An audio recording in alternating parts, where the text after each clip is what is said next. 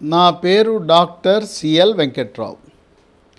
పరోటా హోటల్కి వెళ్ళినా రెస్టారెంట్కి వెళ్ళినా ముఖ్యంగా మనము జాతీయ రహదారులపై ప్రయాణం చేస్తున్నప్పుడు డాబాలోకి వెళ్తే అక్కడ పరోటాలు ఉంటాయి. వాడు ఆల్రెడీ పరోటా చేసి పెట్టి ఉంటాడు, మనం వెళ్ళిన తర్వాత వేడి చేసి ఇస్తాడు. పరోటా అంటే చాలా పొరలు ఉంటాయి దాంట్లో. అంటే మామూలుగా ఒక 20-30 పొరలు ఉంటాయి దాంట్లో. ఈ పరోటా దేంతో చేస్తారు? మైదా పిండితో చేస్తారు. ఈ పరోటా ఆరోగ్యానికి మంచిదా కాదా? అసలు మైదా ఎక్కడి నుంచి వస్తుంది? మైదా అనేది గోధుమల నుంచి వస్తుంది. గోధుమల పైన ఉండే ఆ పొట్టు తీసేస్తారు. గోధుమల పైన ఉండే పొరలన్నీ కూడా పాలిష్ పట్టేసి దానివల్ల దాంట్లో ఉన్న పీచు, విటమిన్లు, ఖనిజ లవణాలు అన్నీ కోల్పోయిన తర్వాత తెల్లటి మన తెల్ల బియ్యంలాగా ఆ తెల్ల గోధుమ మిగులుతుంది. ఆ తెల్ల గోధుమని పొడి చేస్తే కొంచెం గోధుమ రంగులో వస్తుంది. ఆ గోధుమ రంగుని తెల్లగా చేయటం కోసం, తెల్లగా మెత్తగా చేయటం కోసం కొన్ని రసాయనాలు ఉద్దేశపూర్వకంగా కలిపేస్తారు. ఏం రసాయనాలు కలుపుతారు? Benzyl peroxide, alloxan, potassium bromide. ఇవి కలిపితే ఏమవుతుంది? రంగు తెల్లగా మెరిసిపోతూ ఉంటుంది, మెత్తగా ఉంటుంది. ఈ రసాయనాల ప్రభావం వల్ల మనం వండుకున్న వంటలు పొంగుతాయి. పొంగటమే కాకుండా రుచికరంగా కూడా తయారవుతాయి. ఇక ఒకసారి ఎక్కడైనా రెస్టారెంట్లో కానీ ఎక్కడైనా ఒక చోట సమోసాకో, ఈ మైదాతో చేసే సమోసాకో పూరీకో అలవాటు పడ్డారా, పఫ్ఫులు తింటాం మొదలుపెట్టారా, ఇక మళ్ళీ ఎత్తుక్కుని అక్కడికే వెళ్తారు. ఎందుకంటే ఈ రసాయనాల వల్ల పొంగుతుంది, బోలుగా ఉంటుంది, గుల్లగా ఉంటుంది. ఇక ఈ మైదాతో చేసే వస్తువులు ఒకటా రెండా? కేకులు, బన్నులని ఉంటాయి కదా, మనం బేకరీలో ఉంటాయి బన్ను అవి, బిస్కెట్లు, కేకులు, పాస్తాలు, పూరి, సమోసా, చపాతీ, పరోటా. ఇక ఫాస్ట్ ఫుడ్ సెంటర్లలో ఈ వాడేవన్నీ కూడా మైదానే. ఇక నాన్ అని ఉంటుంది. స్టార్ హోటల్కి వెళ్ళినా నాన్ ఉంటుంది, మరి ఎక్కడికి వెళ్ళినా నాన్ అని, తండూరి రోటీ అని ఉంటుంది.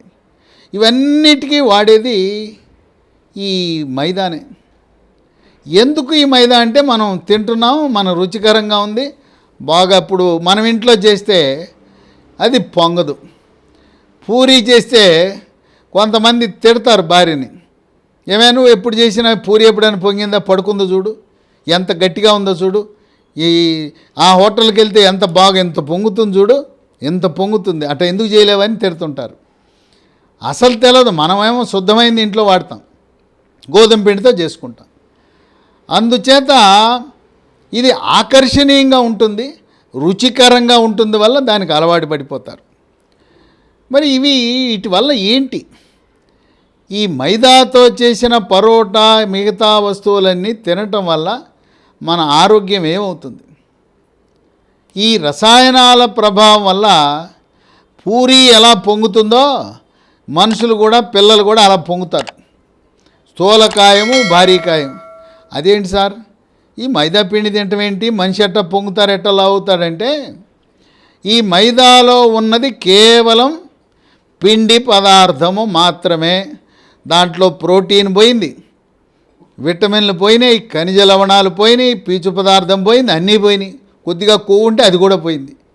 ఈ పిండి పదార్థం ఉన్న వస్తువులు తినగానే అమాంతము జీర్ణమైపోయి రక్తంలోకి వెళ్ళిపోతుంది. రక్తంలో చక్కెర పెరుగుతుంది. రక్తములో అవసరానికి మించి గ్లూకోజు, ఈ పిండి పదార్థం ఉన్నప్పుడు అది కాలేయంలోకి వెళ్ళి, అది కాలేయం గుర్తించి శరీరంలో అవసరానికి మించి ఉన్న ఈ పిండి పదార్థాన్ని, గ్లూకోజ్ని కొవ్వు కింద మార్చేస్తుంది. కాలేయము కొవ్వు కింద మార్చి ఏం చేస్తుంది? అది పొట్టలో పంపిస్తుంది. అక్కడ డిపో, కొవ్వు డిపో తయారవుతుంది. అంటే మనము తిన్న పిండి పదార్థము కొవ్వుగా పొట్టలో నిల్వ ఉంటుంది. ఇక పొట్ట అయిపోయిన తర్వాత తొడలు, తర్వాత పిరుదలు, ఇక శరీరంలో ఎక్కడ చూసినా కొవ్వు డిపోల్లోకి వెళ్ళిపోతుంటుంది. కొవ్వు డిపోలు అవన్నీ. ఇది చాలామందికి తెలవదు. నేనేం అసలు నూనె తిన్నాం, నెయ్యి తిన్నాం, స్వీట్లు తిన్నాం, మరి ఎట్లా ఇది నేను ఇంత బరువు పెరిగాను, పిల్లలు ఎట్లా పెరిగిపోతున్నారంటే ఈ మైదా పిండి వల్ల. మైదాని దేనికి వాడతారో తెలుసా? మైదా ఖరీదు తక్కువ, గోధుమ పిండిలో సగం ధర కూడా ఉండదు. దీన్ని మైదాని సినిమా పోస్టర్లు అంటించడానికి బ్రహ్మాండమైన వస్తువు ఏది ఉన్నదంటే మైదాపిండి. ఈ మైదాపిండి బకెట్లో కలుపుకుని పోస్టర్లు గ్రామీణ పట్టణ ప్రాంతాల్లో గోడలకు అతికిస్తారు. బాగా జిగురుగా ఉంటుంది. ఈ మైదాకున్నంత జిగురు దేనికి ఉండదు. అందుచేత సినిమా పోస్టర్లు అంటించుకోవాల్సిన మైదాతో తయారు చేసిన వస్తువులు మనం తిని మన శరీరము గుల్లైపోతుంది. ఆ గుల్లగా బోలుగా ఉండే వస్తువులు చూసి ఆనందపడవాకండి. అబ్బా పొంగుతున్నాయి, ఎంత క్రిస్పీగా ఉన్నాయో చూడు, కరకరలాడుతున్నాయంటే అవి మన శరీరంలో ఉండే ఆరోగ్యాన్ని, అవయవాలను హరించి వేస్తున్నాయి. స్థూలకాయము, భారీకాయం ఒక సమస్య.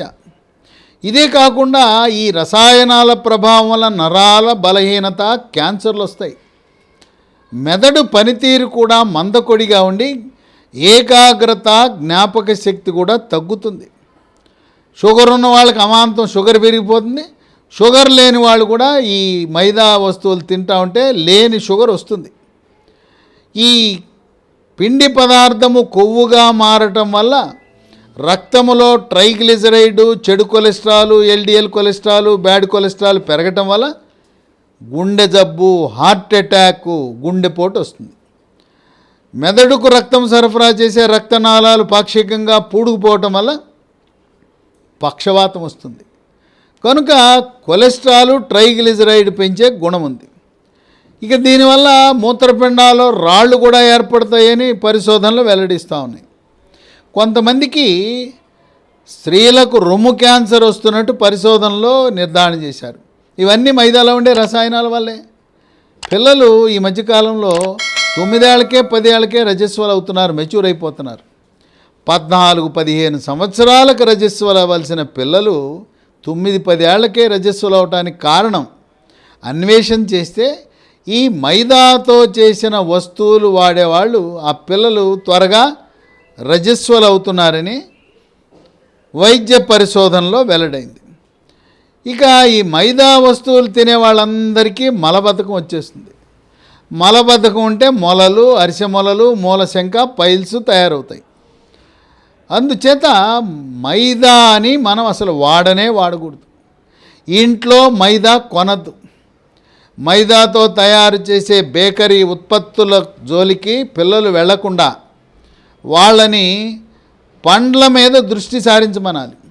చిరుధాన్యాలపై దృష్టి సారించేలా చేయాలి. రాగి, జొన్న, సజ్జ, కొర్రలు, చిరుధాన్యాలపై వాళ్ళకి మమకారము, ప్రేమ పెరిగేలా చూడాలి.